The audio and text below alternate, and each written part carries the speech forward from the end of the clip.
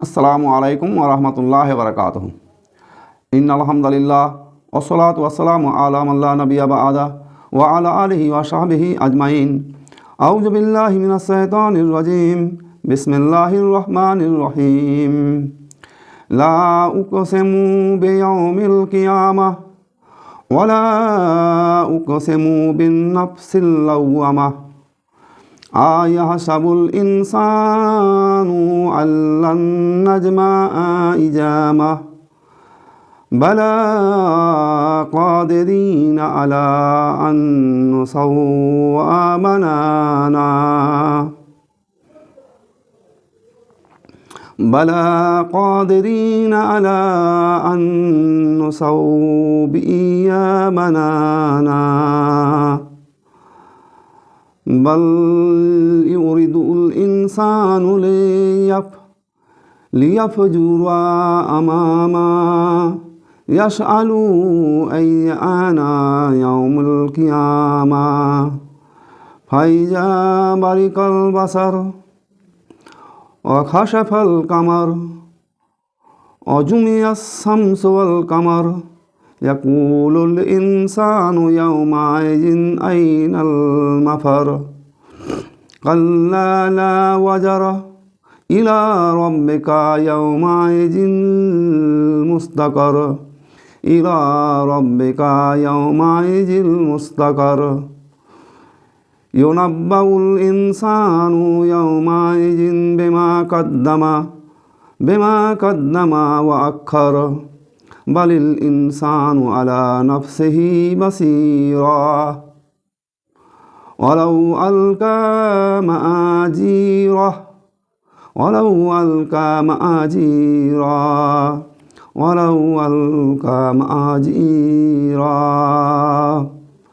সদাকাল্লাহুল আযীম।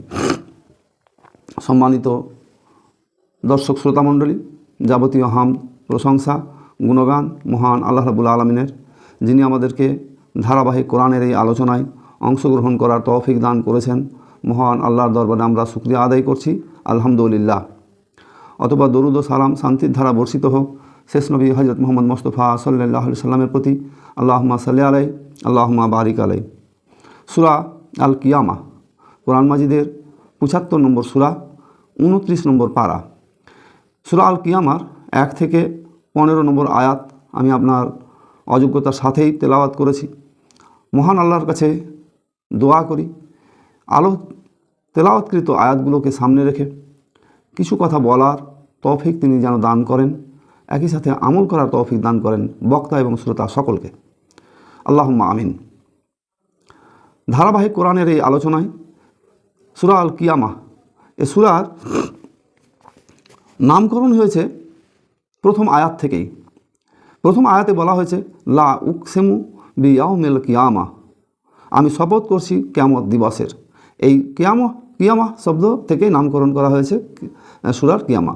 মূলত এই সূরার আলোচনার মূল বিষয়বস্তুও তাই, কিয়ামত সম্পর্কিত টোটাল আলোচনা। ১ থেকে ১৫ নম্বর আয়াত পর্যন্ত আলোচনার বিষয়বস্তু কিয়ামত পর্যন্ত।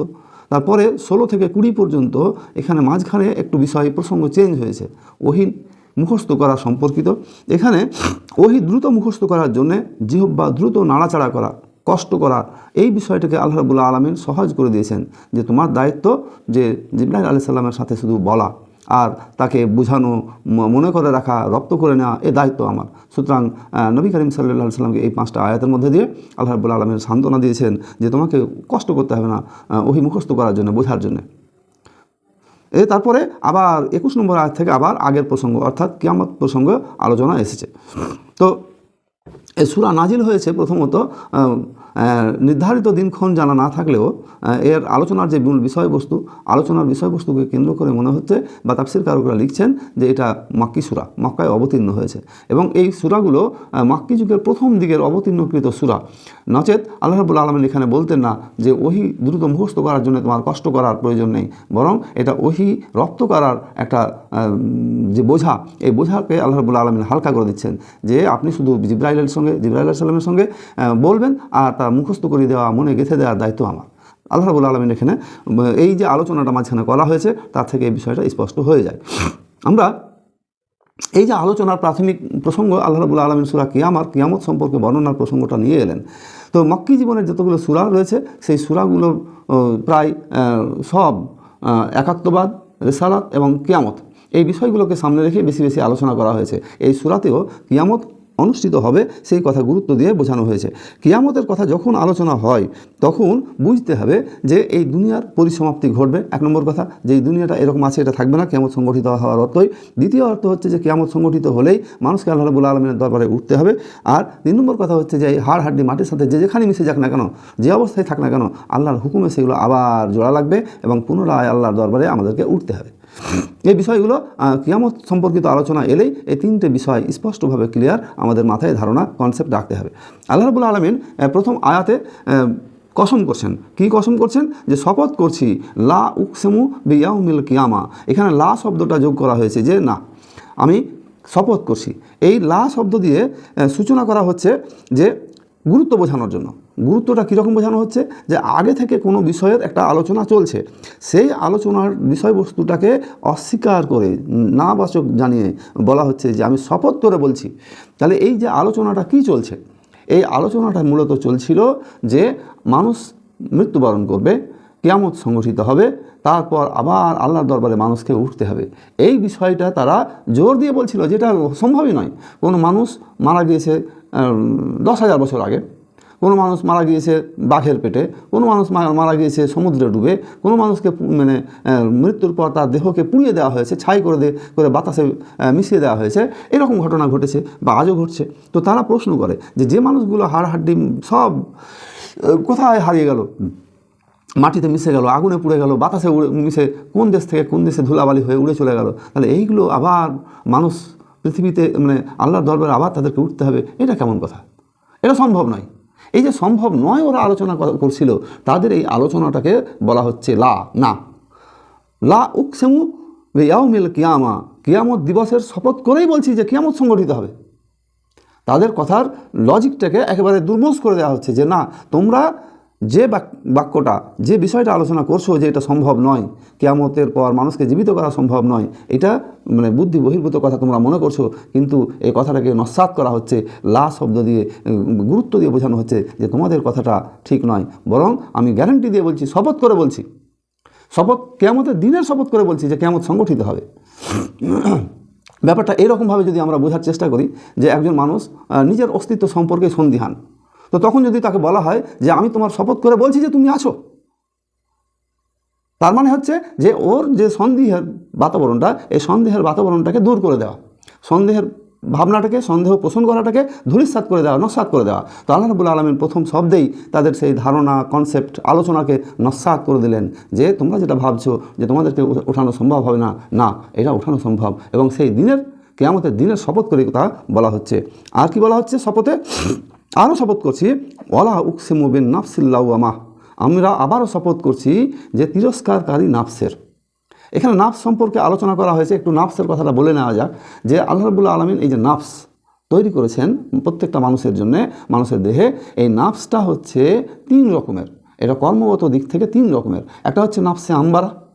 এ নাফস সবসময় মানুষকে খারাপ কাজে প্রভাবিত করে, উৎসাহিত করে, সেই দিকেই ধাবিত করে, সেই কাজের উপরে দাঁড়িয়ে থাকতে, মশগুল থাকতে, চিন্তা করতে, তার বিস্তার করতে তাকে সাহায্য করে, তাকে সেই পথে নিয়ে যায়, অর্থাৎ পাপিষ্ঠ নাফস। এটা হচ্ছে নাফসে আম্বারা। দ্বিতীয় আর একটা নাফস যেটা এখানে বলা হয়েছে ওয়ালা উকসিমু বিন নাফসিল লাওয়ামা, যে নাফসে লাওয়ামার কথা বলা হলো, যে শপথ নাফসে লাওয়ামার। এই নাফসে লাওয়ামা হচ্ছে তিরস্কারকারী নাফস। তিরস্কারটা কীরকম হবে? যে খারাপ কাজ করে দিয়েছে, পাপের কাজ করে দিয়েছে, তারপর পস্তাচ্ছে, এই কাজটা না করলেই হতো, কাজটা ভুল হয়ে গেল। এই যে মনে মনে তিরস্কার করা, কষ্ট পাওয়া, এই নাফসটা হচ্ছে লাওয়ামা। অথবা সে কোনো ভালো কাজ করেছে কিন্তু সে পস্তাচ্ছে যে এই ভালো কাজটা আমি তো আরও ভালো করে করতে পারতাম, এইভাবে করলাম না কেন, এইভাবে করলাম কেন। এই যে নিজেকে তিরস্কার করা, অনুশোচনা করা, পস্তায়া, এই কাজটা হচ্ছে নাফসে লাওয়ামা। তাহলে মানুষ আসলে এখানে একটা তাত্ত্বিক বিষয় আছে যে কোনো মানুষ সে ভালো হোক বা মন্দ হোক, মানে চোর হোক, ডাকাত হোক, ছিনতাই হোক, যে কাজ করুক না কেন, সে যে কাজটা করে সেই কাজ সম্পর্কে সে জানে। গোটা দুনিয়ার মানুষ যদি না জানে তাহলে যে করেছে সে জানে। তো যে কাজটা করে, সে যখনই এই কাজটা করে, তার মধ্যে যেহেতু নাফসে লাওয়ামা বিরাজমান, এই নাফসে লাওয়ামা তাকে বাধা দেয়, বিবেকে তাকে দংশন করে। এইটা অনেক তাফসীরকারকরা বিবেক বলেছেন। এই কাজ যেটা করে, যে তিরস্কার করে, এই কাজটাকে বলা হচ্ছে বিবেক। এই কাজটা বিবেকের কাজ। তাহলে এই বিবেক আল্লাহ রাব্বুল আলামিন মানুষকে দিয়েছেন, এবং সে এটা জানতে পারে, বুঝতে পারে যে আমার কাজটা এটা ঠিক হলো না করা, এটা এইভাবে করতে হতো, এইভাবে করা উচিত ছিল, এইভাবে করা উচিত ছিল না। সে বুঝতে পারে। গোটা দুনিয়ার মানুষ যদি বুঝতে না পারে, গোটা দুনিয়ার মানুষকে যদি ফাঁকি দেওয়া যায়, কিন্তু আল্লাহ রাব্বুল আলামিনকে ফাঁকি দেওয়া যাবে না। আর দ্বিতীয়ত, যে কাজটা করছে সে তার নিজের বিবেকের কাছে তিরস্কৃত হতে থাকবে। এই বিবেকের তাড়নাটা এখানে দেওয়া হচ্ছে। 2 নম্বর শপথ মানে নেওয়া হচ্ছে, যে সেই তিরস্কারকারী নাফসের শপথ। 3 নম্বর আরেকটা নাফস আছে, দুটো নাফস নিয়ে আলোচনা করলাম, নাফসে আম্বারা আর নাফসে লাওয়ামা। 3 নম্বর আরেকটা নাফস আছে, সেটা হচ্ছে নাফসে মুতমাইন্না। নাফসে মুতমাইন্না হচ্ছে ভালো কাজ যে উদ্বুদ্ধ করে সবসময় নেকির কাজে, ভালো কাজে, মানুষকে সহযোগিতা করার কাজে ইত্যাদি লেগে থাকে। এই হচ্ছে পুণ্যাত্মা। এই সম্পর্কেও কোরআন মাজিদে সূরা ফাজরে আলোচনা করা হয়েছে। ইয়া আইয়াতুহান নাফসুল মুতমাইন্না ইরজি ইলা রাব্বিকা রাজিয়াতাম মারজিয়া ফাদখুলি ফি ইবাদি ওয়াদখুলি জান্নাতি। হে প্রশান্ত চিত্ত আত্মা, ইয়া আইয়াতুহান নাফসুল মুতমাইন্না ইরজি ইলা রাব্বিকা রাজিয়াতাম মারজিয়া, তুমি তোমার রবের সন্তুষ্টির দিকে এবং সন্তোষভাজন বান্দা হয়ে যাও। ফাদখুলি ফি ইবাদি, নেককার বান্দাদের সঙ্গে মিশে যাও। ওয়াদখুলি জান্নাতি, এবং জান্নাতে চলে যাও। তাহলে এই নাফস মুতমাইন্নাদের সম্পর্কে শুভ সংবাদ সরাসরি কোরআন মাজিদে দেওয়া হয়েছে। তারা প্রশান্তকারী আত্মা, তারা জান্নাতে চলে যাবে। তাহলে এখানে যে শপথটা করা হচ্ছে, সেই শপথটা হচ্ছে নাফসের লাওয়ামার, যে নাফসটা তিরস্কার করতে জানে, ভালো কোনটা মন্দ কোনটা বুঝতে জানে। ভালো মন্দ বোঝার পরেও মানুষ ভালো কাজ করে অথবা মন্দ কাজ করে, জেনে শুনেও মানুষ মন্দ কাজ করে, পস্তায়, ভালো কাজ করেও পস্তায়, মন্দ কাজ করেও পস্তায়। তাহলে এই যে পস্তানা আসে, অনুশোচনা আসে, নিজেকে তিরস্কার করে, এই তিরস্কারকারী নাফসের শপথ করে বলা হচ্ছে। শপথ করে কি বলা হচ্ছে?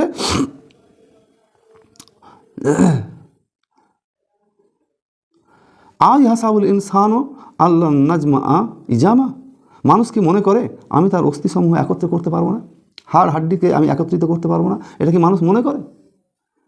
অর্থাৎ এই দুটো বিষয়কে মানে শপথ নেওয়ার পর কিয়ামতের শপথ নেওয়া হচ্ছে, তারপরে নাফসে লাওয়ামার শপথ নেওয়া হচ্ছে, তারপরে বলা হচ্ছে যে মানুষ কি মনে করে যে আমি তার অস্থিসমূহ হাড় হাড্ডিকে একত্রিত করতে পারবো না? আল্লাহ রাব্বুল আলামিন এই প্রশ্ন মানুষের সামনে মনে দেখাচ্ছেন। তো এই প্রশ্নের মধ্য দিয়ে আল্লাহ কি বোঝাতে চাইছেন? যে আল্লাহ রাব্বুল আলামিন বোঝাতে চাইছেন যে এই প্রশ্নের মধ্যে দিয়ে যে তোমরা খেয়াল করো, তোমাদের হাড় হাড্ডি পর্যন্ত আমি এক জায়গায় জড়ো করতে পারবো। হাড় হাড্ডি যা আছে সবকে আমি এক জায়গায় জড়ো করতে পারবো। এই জড়ো করাটা আমার কাছে কোনো ব্যাপার নয়। তোমরা খেয়াল করো যে তোমাকে যখন তৈরি করা হয়েছে, মানুষের শরীরে যে সমস্ত উপাদানগুলো আছে, carbon, hydrogen, oxygen, nitrogen, sulphur, silicon, যত রকমের ম্যাগনেসিয়াম, যত রকমের উপাদান আছে মানুষের শরীরে, এই শারীরিক উপাদানগুলো কোথায় ছিল? এই শারীরিক উপাদানগুলো সব মাটিতে আছে, মাটির উপাদান। কোথাকার উপাদান, কোথায় থেকে এসে কীভাবে তোমার এই সুন্দর একটা বডি স্ট্রাকচার গঠন করতে যিনি পেরেছেন, তিনি আল্লাহ রাব্বুল আলামিন তোমার হাড় হাড্ডিকে আবার এক জায়গায় জড়ো করতে সক্ষম। একটা জিনিস মনে রাখবেন যে এই হাড় হাড্ডি যেখানেই থাক না কেন, এগুলো নিজে নিজে এসে আবার পুনরায় শরীরের স্ট্রাকচার কাঠামো তৈরি করবে না, বরং আল্লাহ রাব্বুল আলামিন হুকুম করবেন।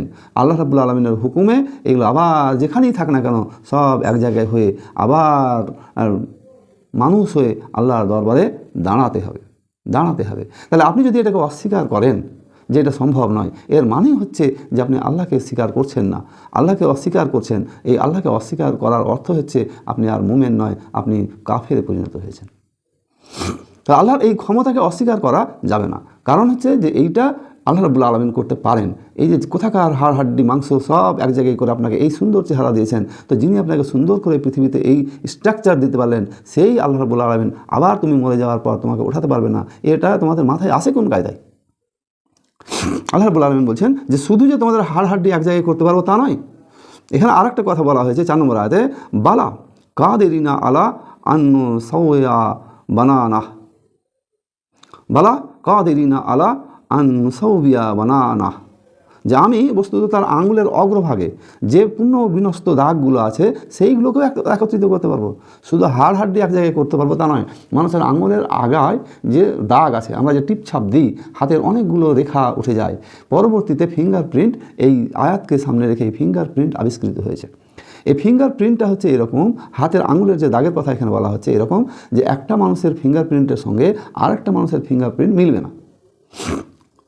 একটা মানুষের হাতের আঙুলের ছাপের সঙ্গে আরেকটা মানুষের হাতের আঙুলের ছাপ কোনোদিন মিলবে না।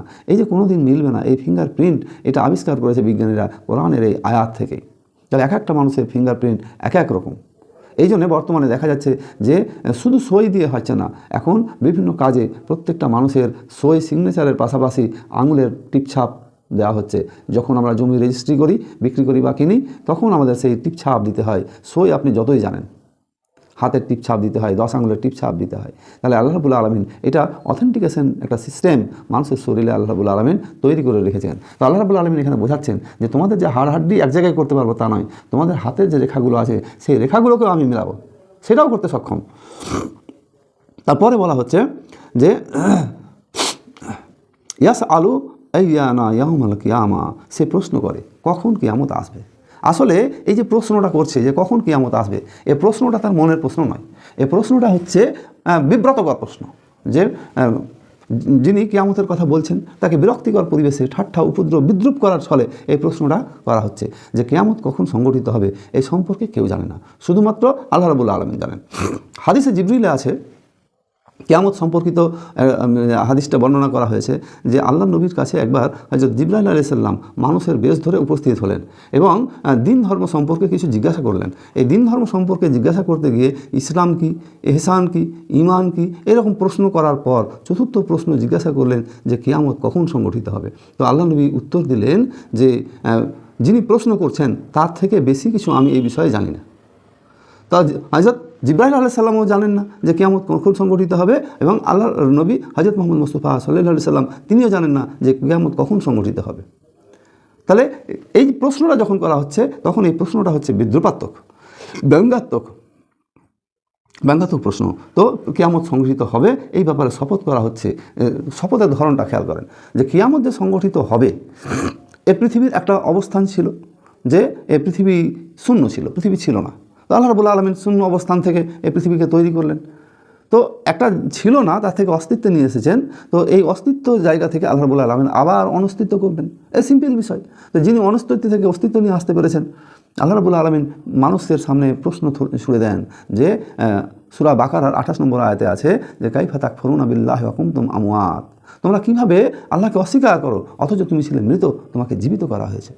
তাহলে এই পৃথিবীর অবস্থাটাও তাই যে এই পৃথিবী একটা সময় ছিল না, এই পৃথিবীটাকে আল্লাহ রাব্বুল আলামিন সুন্দর করে সাজালেন, একটা সময় এই পৃথিবীকে আল্লাহ রাব্বুল আলামিন ধ্বংস করবেন, ব্যাস সিম্পল বিষয়। তো ঠিক সেই কথাটাই বলা হচ্ছে যে কিয়ামত সংগঠিত হবে, পৃথিবী ধ্বংসপ্রাপ্ত হবে।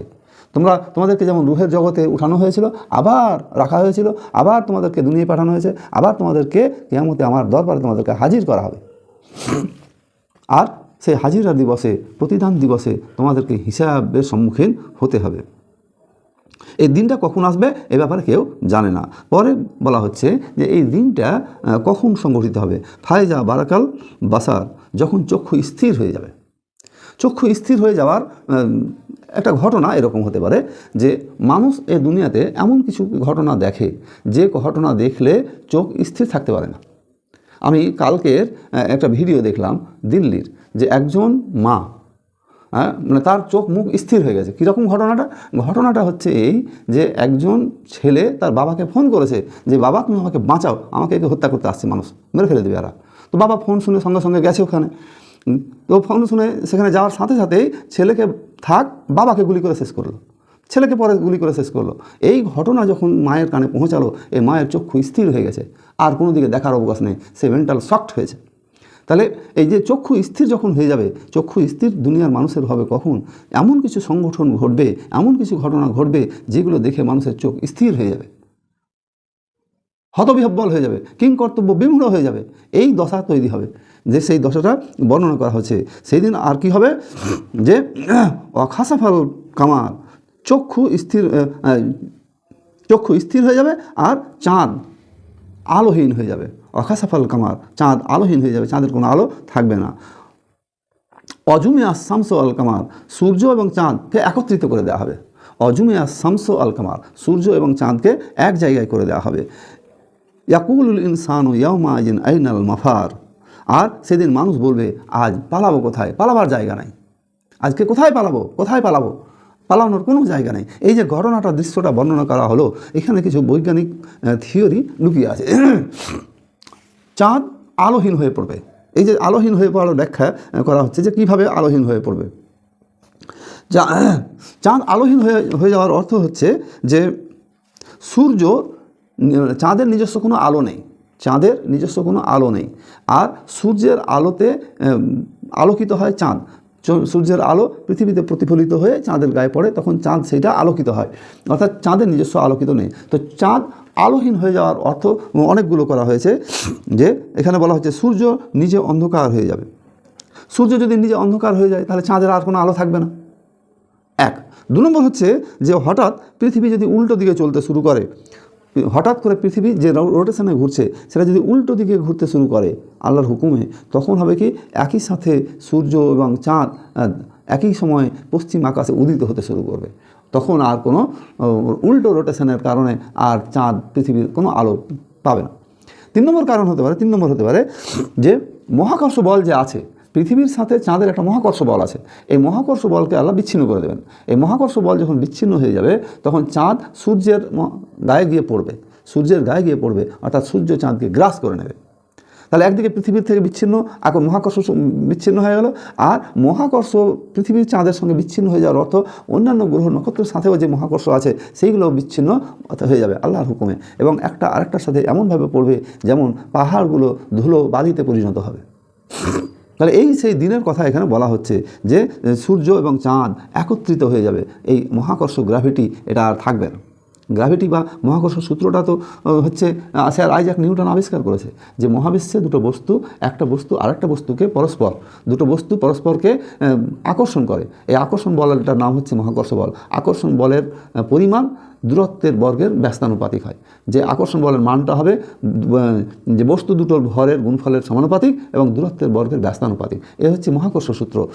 তাহলে এই মহাকর্ষ বল যখন থাকবে না তখন একটা আরেকটার উপরে পড়বে এবং সব ধ্বংসপ্রাপ্ত হবে, এই সময়ের কথাটা বলা হচ্ছে। তারপরে বলা হচ্ছে সেই দিন মানুষ বলবে ইয়াকুল ইনসানু ইয়াউমাইজিন আইনাল মাফার, পালাবো কোথায়, কোথায় পালাবো? পৃথিবীর এই যে সীমানা, এই যে ভয়ঙ্কর পরিস্থিতি, এই ভয়ঙ্কর পরিস্থিতি দেখে মানুষ কোথাও পালাতে পারবে না। সেই দিন হবে কি, সূরা তাকবীরের বর্ণনায় আছে যে হিংস্র প্রাণীর পেটের তলে আশ্রয় নেবে তৃণভোজী প্রাণীরা, মানে হরিণ, ছাগল, এই প্রাণীগুলো আশ্রয় নেবে বাঘের পেটের তলায়, সিংহের পেটের তলায়, অথচ সিংহ হরিণকে পেলে খেয়ে ফেলে। শৃগালের পেটের তলায় আশ্রয় নেবে মুরগি। যে এই ভয়ঙ্কর দৃশ্য দেখে কোথায় পালাবো? তখন তারা এতটা বিহব্বল হবে, তখন মুরগির আর মানে শৃগালের আর হুঁশ থাকবে না যে মুরগি ধরলেই খায়। এরকম বিভিন্ন তাফসীরকারকরা ব্যাখ্যা দিচ্ছেন। সেই দিন হবে কি যে সূর্য এবং পৃথিবী এবং চাঁদ, গ্রহ এবং নক্ষত্র, এইগুলো এমন একটা সিচুয়েশন তৈরি হবে, একটা আরেকটার গায়ে পড়বে, মানুষের উপরে ভেঙে পড়বে এবং জনপদ সব শেষ হয়ে যাবে, সব মানুষ শেষ হয়ে যাবে, এবং তারপরে আবার কত দিন মাঝখানে থাকবে তার কোনো ঠিক ঠিকানা নেই। আল্লাহ নবী হযরত মুহাম্মদ মুস্তাফা সাল্লাল্লাহু আলাইহি সাল্লাম বলেছেন এই গ্যাপটা হবে, মানে পৃথিবীর প্রলয় থেকে আবার নতুন করে ওঠা, এই গ্যাপটা হবে 40। এই 40টা কী? 40 দিন, 40 মাস, 40 বছর কি, এই বিষয়ে কিন্তু বলা নেই। শুধু আল্লাহ নবী বলেছেন যেটা হবে 40 দিন হতে পারে, 40 বছর হতে পারে, 40 মাস হতে পারে, যাই হোক এটা আল্লাহ মালুম, আল্লাহ রাব্বুল আলামিন ভালো জানেন। পরের আয়াতে আল্লাহ রাব্বুল আলামিন বলছেন কোনো আশ্রয়স্থল নেই, কাল্লা লা ওয়াজারা, কোনো আশ্রয় নেই, পালাবার কোনো স্থান নেই। যে কিয়ামতের যে ময়দান, এই কিয়ামতের ময়দান থেকে মানুষের কোনো পালাবার কোনো জায়গা নেই। ইলা রব্বিকা ইয়াউমাইজিল মুস্তাকার, সেই দিন ঠাঁই হবে তোমার রবের নিকটে। সেদিন মানুষের একমাত্র স্থল হবে আল্লাহ রাব্বুল আলামিনের নিকটে, কাছে।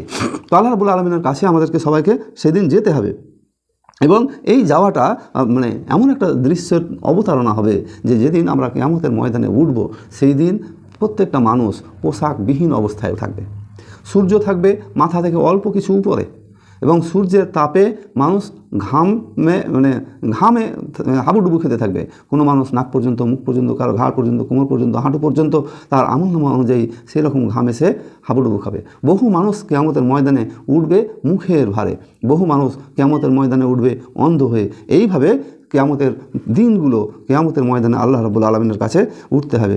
সেই দিন সম্পর্কে বলা হয়েছে ইউনাব্বিউল ইনসানু ইয়াউমাইজিন বিমা কদ্দামা ওয়া আখার, সেই দিন সম্পর্কে বলা হচ্ছে সেদিন মানুষ অবহিত করা হবে সে আগে কি পাঠিয়েছে আর পিছে কি রেখে এসেছে, সেই সম্পর্কে তাকে অবগত করা হবে।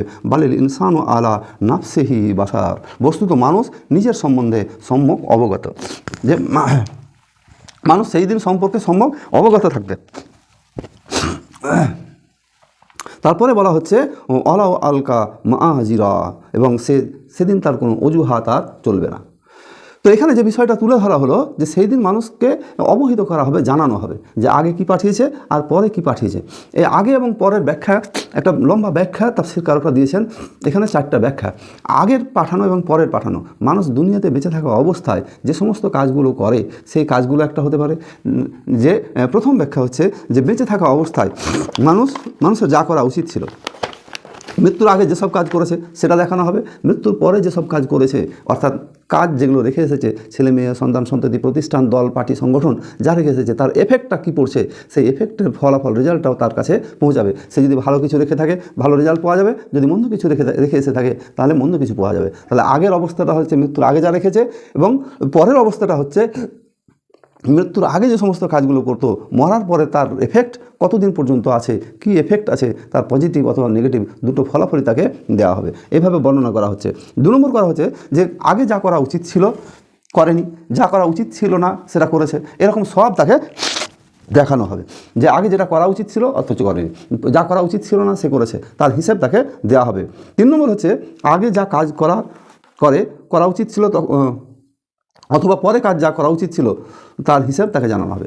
আগে যেটা করা উচিত ছিল তার হিসাব দেওয়া হবে, পরে যা করা উচিত ছিল সেটারও হিসাব দেওয়া হবে। এরকম 3 নম্বর ব্যাখ্যা বলা হচ্ছে। 4 নম্বর হচ্ছে যে ভালো কাজ এবং মন্দ কাজ উভয়ই তাকে জানানো হবে। তাহলে কিয়ামতের ময়দানে সে ভালো অথবা মন্দ সেই সম্পর্কে তাকে জানানো হবে। এটা জানানো হবে কেন?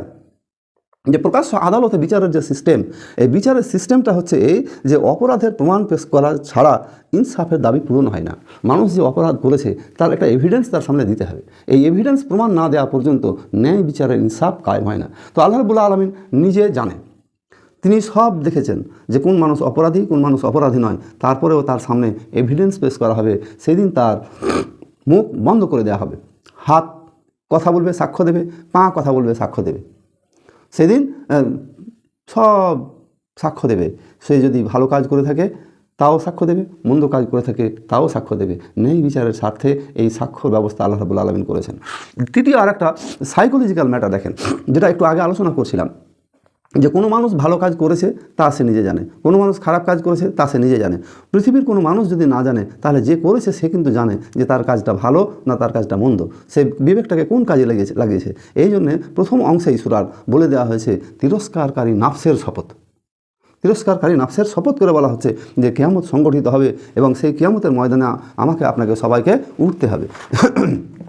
কিয়ামতের ময়দানে যে আমাদেরকে উঠতে হবে, এই ওঠার সময় মানুষ যত অক্ষমতা পেশ করুক না কেন, অজুহাত পেশ করুক না কেন, এই অজুহাতটা সেদিন আর কোনো কাজে আসবে না। অলাহ আলকা মাআজিরা, সেদিন যত অজুহাত পেশ করুক না কেন, অক্ষমতা পেশ করুক না কেন, সেই অক্ষমতা সেই অজুহাত তার কোনো কাজে সেদিন আর আসবে না।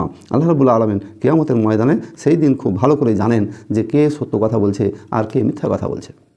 আল্লাহর সামনে অজুহাত পেশ করে কোনো মানুষ রক্ষা পাবে না। তবে ন্যায় বিচারের স্বার্থে আল্লাহ রাব্বুল আলামিন সাক্ষী প্রমাণ এভিডেন্স পেশ করবেন এবং তাকে তার আমলনামা দেওয়া হবে। এই আমলনামা সে যদি ডান হাতে পায় মহা খুশি হবে, এই আমলনামা যদি বাম হাতে পায় তার দুঃখের কোনো শেষ থাকবে না। তো আল্লাহ রাব্বুল আলামিন কিয়ামতের এই ভয়ঙ্কর দিনের, চরম কঠিন দিনের, কঠিন পরিস্থিতির সময়কার যে বর্ণনা সূরা আল কিয়ামায় করা হলো, সূরা আল কিয়ামার যে 1 থেকে 15 নম্বর আয়াতে আলোচনা করা হলো, এই কিয়ামত সূরার আল্লাহ রাব্বুল আলামিন শুরু করলেন কসম খেয়ে যে কিয়ামত অবশ্যই সংগঠিত হবে। তোমরা মনে যাই করো না কেন কিয়ামত অবশ্যই সংগঠিত হবে। কিয়ামতেরই শপথ করা হচ্ছে, আর শপথ করা হচ্ছে তিরস্কারকারী নাফসের, এবং মানুষকে মনে করানো হচ্ছে তোমরা কি মনে করছো যে তোমাদেরকে আমি আর উঠাতে পারবো না? তোমাদের ভুল ধারণার মধ্যে আছে, বরং তোমাদের আঙুলের গিঠার মানে যে হাতের যে আঙুলের দাগ ছাপ সেইটাকেও আমি একত্রিত করতে সক্ষম। শুধু হাড়হাড্ডি তো বহু দূরের বিষয়। মানুষ চায় যে ভবিষ্যতের কর্ম সে যা করবে সেই সম্পর্কে সে নিশ্চিত, মানুষ চায় কুকর্মসমূহ করতে থাকো, কিন্তু আল্লাহ রাব্বুল আলামিন এই ছাড় দিতে চান না। মানুষ চায় কিয়ামতের দিনটি অতি দ্রুত সংগঠিত হোক, অথবা কখন সংগঠিত হয়ে বলে দিক, এ বিষয়ে জ্ঞান কারও নেই। এমনকি আল্লাহ নবী হযরত মুহাম্মদ মুস্তাফা সাল্লাল্লাহু আলাইহি সাল্লামও কিয়ামত কবে সংগঠিত হবে এ ব্যাপারে বলেননি, বলতে পারেননি। শুধুমাত্র এই জ্ঞান কেবলমাত্র আল্লাহ রাব্বুল আলামিনের জন্য। তবে কিয়ামত সংগঠনের পূর্বেকার কিছু আলামত এখানে বর্ণনা করা হয়েছে। চাঁদ আলো হারিয়ে ফেলবে, সূর্য অন্ধকার হয়ে যাবে, চাঁদ এবং সূর্য এক জায়গায় মিলেমিশে যাবে, পৃথিবী ধ্বংসপ্রাপ্ত হবে, এরকম দিনের কথা বলা হয়েছে। সেই দিন পালানোর কোনো উপায় থাকবে না, একমাত্র আশ্রয়স্থল হবে রবের সামনে দাঁড়াতে হবে। এটাই হচ্ছে আমাদের জন্য একমাত্র আবাসস্থল। এই আবাসস্থলে দাঁড়িয়ে মানুষের হিসাব নেওয়া হবে, এবং সে আগে কি পাঠিয়েছে, পরে কি পাঠিয়েছে, সমস্ত হিসাব তার সামনে পেশ করা হবে, সমস্ত আমলনামা তাকে দেখানো হবে, তারপর তার হাতে আমলনামা দেওয়া হবে। সে ভালো করে জানে যে সে কি করেছে, আগে কি করেছে, পরে কি করেছে, সে সব কিছু জানে। তার কোনো অজুহাত সেই দিন চলবে না। তো মহান আল্লাহর দরবারে আমরা প্রার্থনা করি সেই দিন যেন আমাদেরকে কোনো অজুহাত পেশ করতে না হয়। আমরা তোমার খাস বান্দা হিসাবে কিয়ামতের ময়দানে তোমার দরবারে যেন দাঁড়াতে পারি, তোমার রহমত, তোমার দয়া, তোমার ক্ষমা নিয়ে যেন আমরা জান্নাতে যেতে পারি, সেই তৌফিক বক্তা এবং শ্রোতা সকলকে দান করো। আমিন। ও আখিরি দাওয়া আনিল হামদুলিল্লাহি রাব্বিল আলামিন। রব্বানা তাকাব্বাল মিন্না ইন্নাকা আনতাস সামিউল আলিম ওয়া তুব আলাইনা ইন্নাকা আনতাত তাওয়াবুর রহিম। লা ইলাহা ইল্লা আনতা সুবহানাকা ইন্নী কুনতু মিনাজ জালিমিন।